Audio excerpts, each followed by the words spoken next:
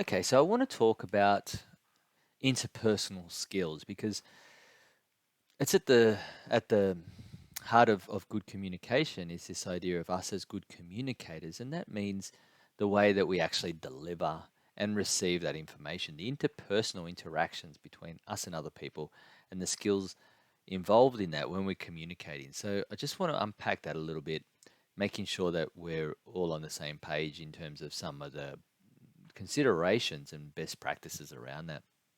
So let's look at language and tone. Then we'll look at listening skills. We'll spend a little bit of time on effective questioning skills, and then we'll talk a little bit about the non-verbal stuff. So let's look at language and tone first. First thing we should consider when communicating in a way, especially as managers, that it's going to be inclusive, that's going to be interesting, and it's going to convey the message. Some of the things that we need to think about is about the language that we use. Language is critical to the way that we engage with people and get our message across. Not only about um, using a language that everybody understands, but also using the discourse that everybody understands. Well, what do you mean by discourse, Tony? Well, discourse is about the meanings that words have in a particular context. So we can think about discourse, for example, as the language around a particular profession versus everyday language. So a particular word might mean something in our everyday context. When we're at home talking with our friends, we may use a particular word and it means one thing. And then we put that word in a different context and it has totally different meaning. And generally, if we think about professions have a whole different language to themselves with words that perhaps aren't used in everyday situations, but then words that are used in everyday situations but have a totally different meaning. So if you think about, medicine as an example of that, medicine has a very specific language, and if you're a medical professional and you're talking to other medical professionals, you use that language to be precise in the way that you share information and both be on the same page. However, if you're a medical professional and I'm not a medical professional, and you're using that language to try and be precise, I'm going to be totally baffled, and you're not going to be very good at getting your message across or asking me questions and have me on the same page as yourself.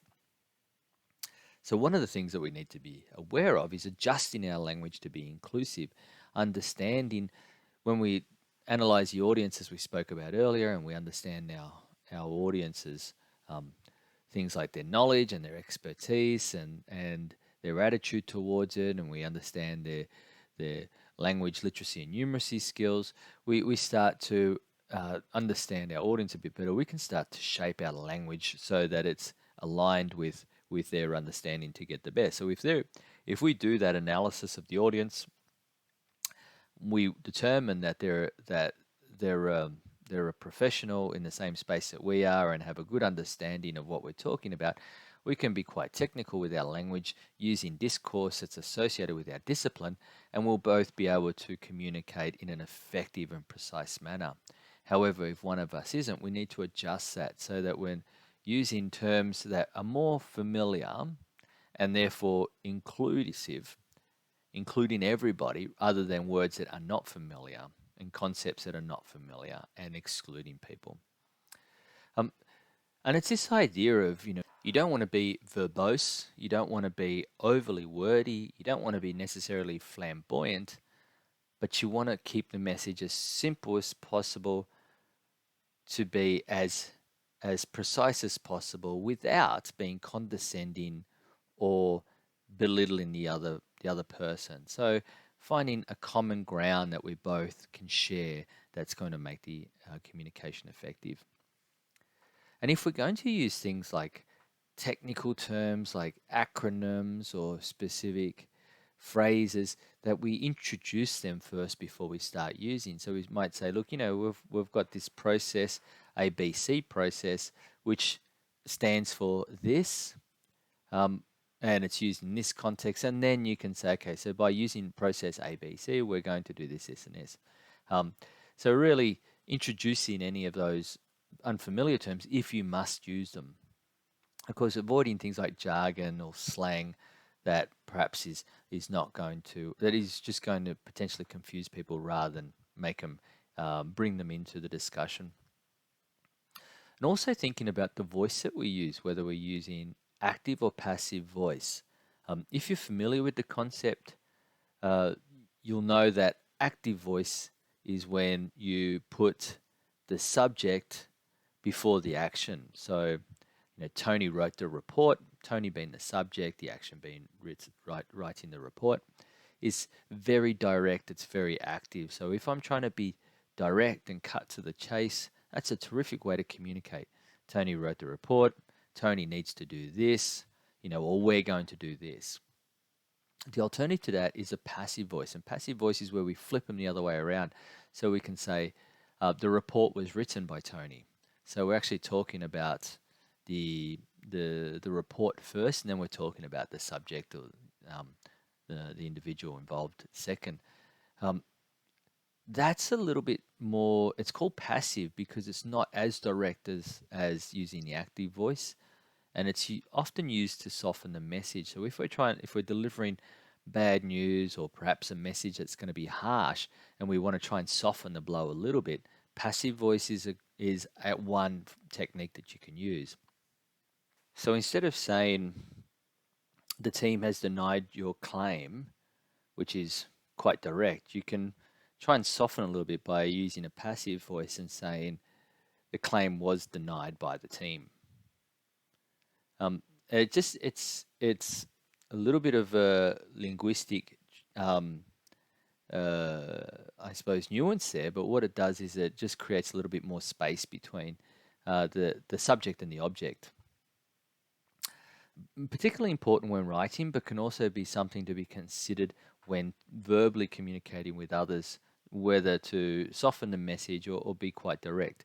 Most cases, when we're talking to our teams, we want to be quite direct, especially when we're giving instructions, and we want to be clear about that. Other times when you have to deliver bad news or news that is not necessarily going to be received so well and you want to soften the message, you may think a little bit about flipping it around. And of course, thinking about the scale of formal to informal or professional to familiar, um, or removed to being personable. So I talk about this formal to informal in terms of the tone that we use, the language that we use. Am I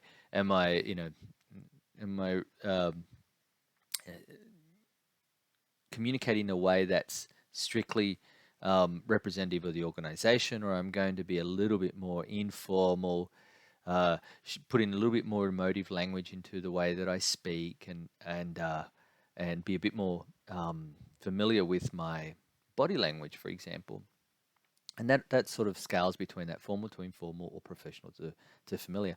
The other one I've got there is move to personable. So personable is where we're really quite connected with the individual.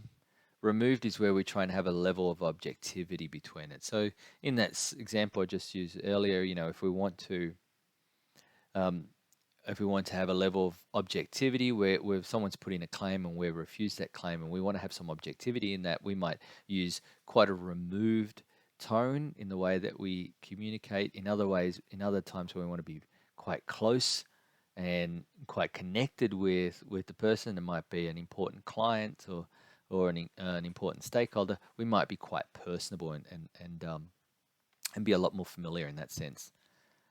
And just making sure that we're using tools such as empathy, trying to understand the communication or the situation from the other person's perspective so that we can be sensitive to that diversity of their needs. And when I talk about diversity, it's not just about cultural diversity, it's also about diversity in the way that people work, the way that people think, all these different characteristics that I talked about in the diversity unit.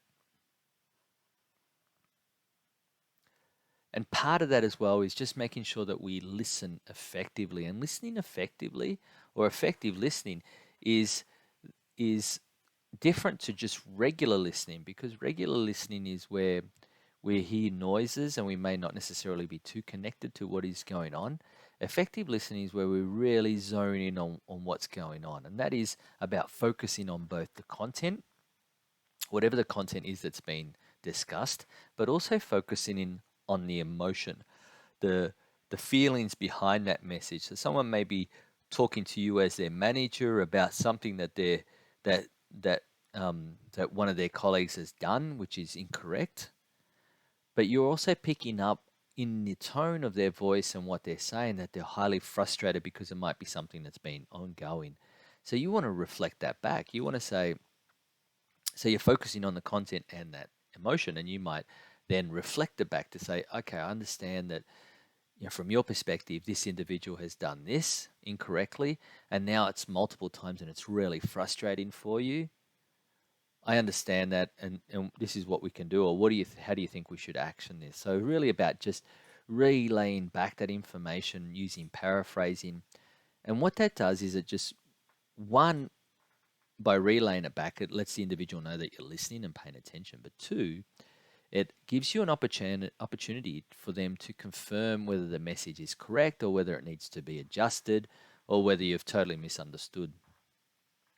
So that's really important part of effective listening is this idea when someone comes to talk to you about something and you recognize that this is an important conversation, that you drop whatever you're doing and you focus and hone in on what it is that they're saying in terms of content and what it is that they're saying in terms of emotion, and then relaying it back to them in your own words, that paraphrasing, so that you can confirm and reinforce that you're listening. And I talk about this idea of dropping what you're doing because there's nothing worse than a manager saying, I've got an open door policy, come and see me whenever you want. And you go in to see them in their office to talk to them about something important, and they continue doing what they're doing whilst you're talking. Nothing makes you feel more like you're not as important as whatever else that they're doing. So it's really critical that when you get these cues as a manager, that you do stop what you're doing and you give them your full attention. And as well as doing things like making sure you don't interrupt people, don't cut them off or finish their language, their sentences off for them, speak over the top. Those type of things are real barriers to effective listening because you're not really honing in on what they're trying to say, and doing things like using those responsive vocal noises such as like oh, I see, those type of noises can be really good at confirming that you're listening. Making sure that we're using mirroring, which is about using not verbatim and not word for word or posture by posture or body signal by body signal, but that we're picking up on the key words that they're using, picking up on the key cues non-verbally, and we're mirroring those back. Of course, if they're positive. So if someone's shaking their fist at you and they're yelling at you, you don't want to mirror that back. But if they're excited about something and they're smiling and you're getting lots of positive body language, you want to be doing that. If they're telling you something that's sensitive and it's somber and their body language reflects that and their tone reflects that, you want to reflect that. And it just has this, it creates a sense of affinity between you and them in the message. And just, by doing those things, you can start to pick up if there's any gaps in the communication, and then you can start to ask about missing information and so forth. And that includes things such as using open and closed questions, appropriate questions for getting the information that you want. And I'm going to talk about questions in the next slide, so I'll just hold that over. And going back to that point I made earlier with the preparation is about just making sure that you remember what's my purpose and my aim, what's my objective here, so that you're constantly anchoring back to what it is that you're trying to achieve with this communication. So I mentioned questioning skills, and this is a critical, important element of effective communication, being able to ask the right questions in a way that gives you the information that you're seeking. And we can generally break up questions into two forms of questions or types of questions. One is the open-ended question, the other the closed question. Open-ended questions are questions that are phrased in a way that require you to answer with more than one word. Closed questions, on the other hand, only require a one word, typically a yes or no response. So, an example of an open ended question would be, how did this happen? Why is this occurring? Can you elaborate, when did this happen? Those type of questions, like I just phrased then, we would consider to be open-ended questions because they require more than one word to answer, to give sufficient information that you're requiring. On the other hand, a closed question, such as, is this what you're after? Or do you do this? Did this happen before? Is this normal? Those type of questions only require you to give a yes or a no or a one-word response. And we can use these two types of questions in combination. So, for example, when I'm trying to cast a broad net or a wide net to gather as much information as possible, I would want to ask an open-ended question. So, can you tell me a little bit about what happened here? Is a typical kind of open-ended statement or open-ended question to solicit a broad range of responses. So as the person is broadly describing what happened, I'm listening, I'm using my paraphrasing skills, and I'm honing in on what the key content and concepts are, and a few things uh, prick my attention, and then I want to zoom in on those particular areas, and that's when I might use closed questions. Oh, okay, so this person did this at this particular time. Did this person do this at this particular time? And I can get some confirming responses. So one is used to get broad range of responses. The other one is to use to hone right in, such as confirming. And sometimes we call those probing questions, where we start to really zoom into a particular area. And you can preface them by saying things such as, yeah, can you tell me specifically what happened here? Or tell me a little bit more about this particular element. And really starting to use our questioning skills to to scan the landscape of the response, to hone in on particular areas, sometimes to zoom back out if we feel we need to, and then to zoom back in.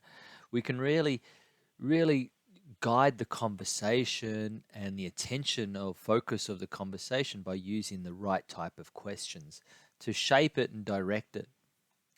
And then, of course, there are other types of questions, such as reflective questions, where we can get a little bit more introspective from the individual. So, what do you think should be done here is a typical example of a introspective or reflective type question.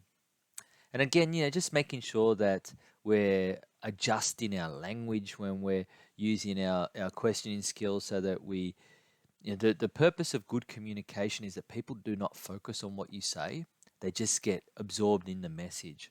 So when you're communicating, when you're having a great conversation with somebody and you're absorbed in that communication, you don't think about them speaking or communicating. Whether it's the same as whether you're reading, if you're reading a really great book, you forget that you're actually reading a book. And the same with a great conversation, you actually forget that you're sitting there talking to someone, you're absorbed in the conversation. And that's because the communication is flowing really well. When when the communication doesn't flow as well, or when something is poorly written, you you have to reread things, you have to keep asking questions, and you all of a sudden become really conscious of the fact that you're listening to somebody speak, or you're trying to read a page, and that's where the communication gets lost in the medium itself.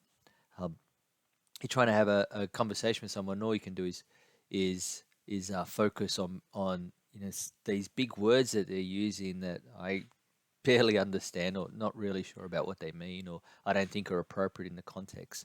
And that's where the message is getting lost because we're focusing on other things. So just making sure that we're really using the correct language, that we're both on the same page, as I talked about earlier. We're using our active listening skills, and we're using our tone of voice and non-verbal cues, such as eye contact and nodding, to demonstrate genuine interest. So when we're getting those responses, we're asking the questions and we're getting those responses, that we're giving all those little cues to show that we're listening um, and really connecting with what they're sharing with us.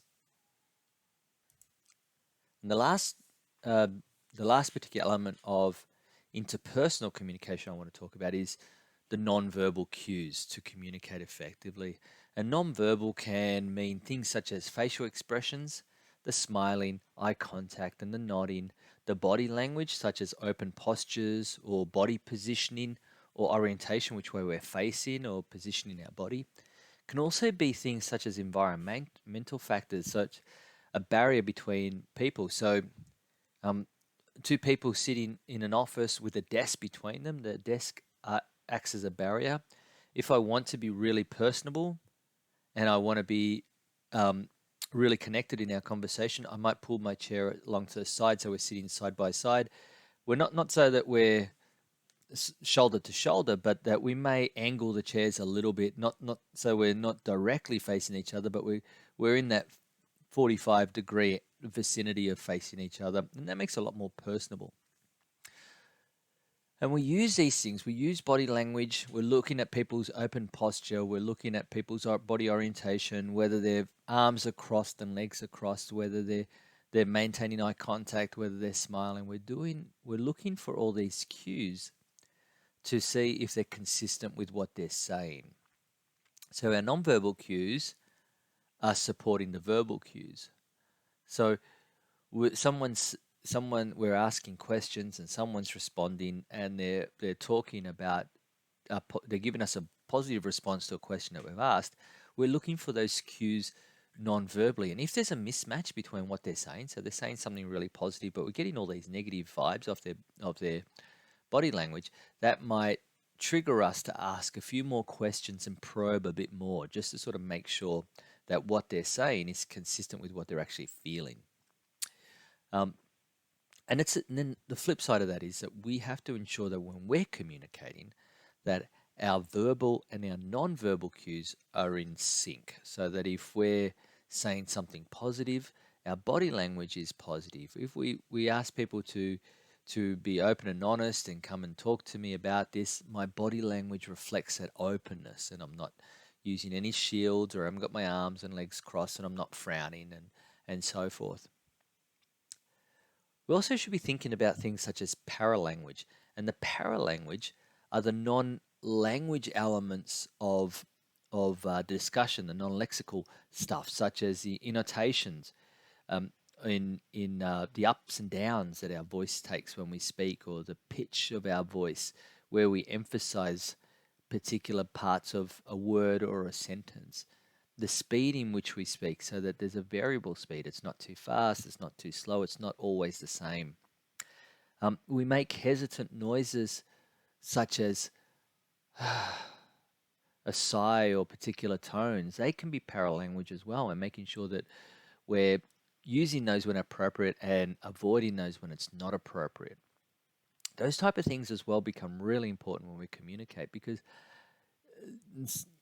the conservative estimates are there are up to 67% of the communication between two individuals is taken from the non-verbal stuff. And that's the really conservative. So the really conservative estimates are that less than 40% of the communication is actually taken from the verbal. So when you're sitting there talking to someone, they're listening to what you're saying, hopefully, but they're taking the majority of the message from the non-verbal cues, such as your tone, the speed of your voice, eye contact, your expression, your body position, whether you're open or closed, and so forth. So really have to be one, we can use it to our tool when communicating with other people to ensure that we're getting consistency in the message, but we have to also be really, really wary that there's consistency between what we're saying and what we're doing. Body language, I should say, nonverbal can also be things such as signs or symbols, communication tools, also handouts. The clothes that we wear. Take for example, whether we go for a formal meeting, business meeting, whether we're wearing a suit or whether we're wearing shorts and a t-shirt. It can also be like technology, such as the devices that we use and so forth.